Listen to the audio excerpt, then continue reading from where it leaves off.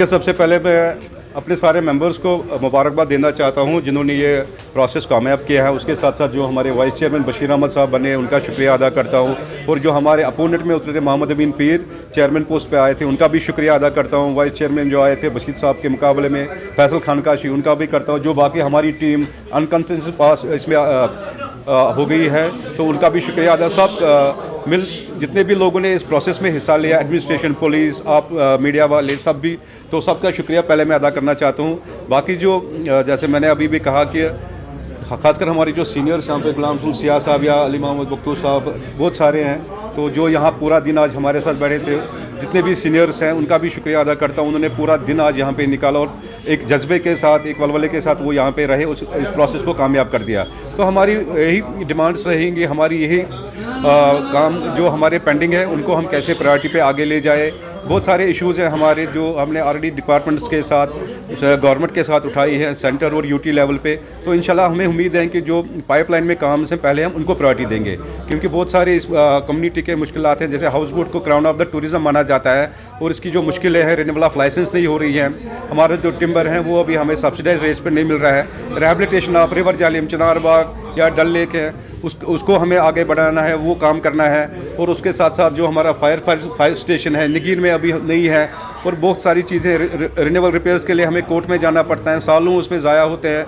और हम चाहते हैं कि जो हाउस बोट है उसको जामिया पॉलिसी में लाया जाए, और ये हमारे को ये जो वरासत मिली है या हम सब लोगों की वरासत है, जिसको हाउस बोट हम कहते हैं, तो हम चाहते हैं इसको एक हेरिटेज का दर्जा भी मिले। तो ये जो पेंडिंग इश्यूज़ है ऑलरेडी हमने गवर्नमेंट के साथ उठाए हैं। पहले हमारी यही प्रायोरिटी रहेगी कि इन चीज़ों को हम आगे बढ़ाएंगे, और बाकी जो चैलेंजेस आते रहते हैं वो तो वक्त के साथ साथ हम उनको भी फेस करते जाएंगे।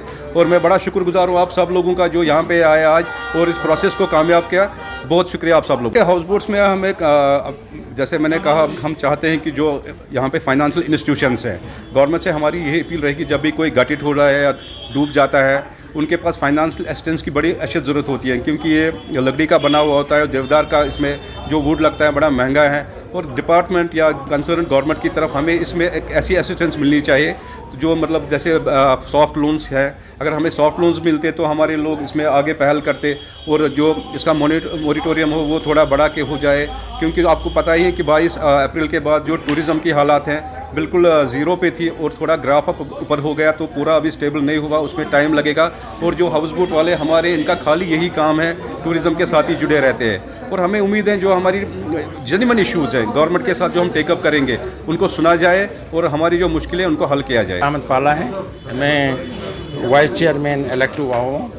और जैसे मंजूर साहब ने बताया, जो इश्यूज़ हैं हमारे वो तो ऑलरेडी पाइपलाइन में है। उसके बावजूद हाउस बोट ओनर्स क्या चाहते हैं कि एक परमानेंट योजना हो, स्कीम बने हाउस बोट्स के लिए, ताकि ये जो डूबना, हाउस बोटों का जलना, तो उस स्कीम से, उस योजना से हाउस बोट ओनर्स जो है वो फ़ायदा उठाए, जो हर एक के काम आ जाए वो स्कीम।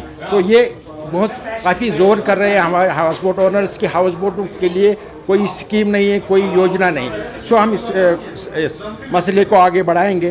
दूसरा जो है 25 से 30 हाउस बोट ओनर्स ऐसे हैं जो जब यहाँ वाजपेयी जी आए उसने पैकेज दिया, टूरिज़्म पैकेज, उसमें से 910 हाउस बोटों में से 880 हाउस बोटों ने वो लोन उनका वेव हो गया और पैसा उनके अकाउंट में आया। लेकिन 25 से 30 हाउस बोट ऐसे हैं जिनके पैसे अभी तक नहीं आए।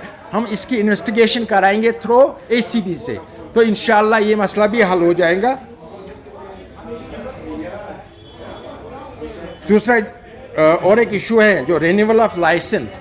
हमारी जो पॉलिसी बनी है 2021 में गाइडलाइंस, उसमें जो रिन्यूअल ऑफ लाइसेंस जो रूल है उसमें प्रोविज़न है कि इसको अमेंडमेंट भी कर सकते हैं। तो इस कमेटी का चेयरमैन जो है वो डायरेक्टर टूरिज़्म है, और अनफॉर्चुनेटली आज 4 साल हो गए, इसमें हर 3-3 महीने में मीटिंग होनी चाहिए थी, जबकि 16 मीटिंग होनी चाहिए थे 4 साल में। अभी तक 2 मीटिंग ही कंडक्ट किए हैं और इस पे कोई गौर नहीं करते हैं। तो हम ये मसला भी डायरेक्टर टूरिज़्म के साथ टेकअप करेंगे। और जो वाटर बिल हमें आती थी, पिछले 50 साल से हमें वाटर बिल आती थी 3000 रुपया। इस साल 2025 में उन्होंने इसको 10,000 किया विदाउट एनी जस्टिफिकेशन। सो इस पर भी हम गौर खोज करें। हमने मेम्बरों को यकीन दहानी दिया है कि हम इस पर गौर खोज करेंगे और आगे कार्रवाई करेंगे। अकॉर्डिंगली आपके मसले जो हैं वो उनको हुकाम तक पहुंच जाएंगे और उसके बाद इंशाल्लाह आपके जो भी प्रॉब्लम्स हैं वो इंशाल्लाह सॉल्व हो जाएंगे।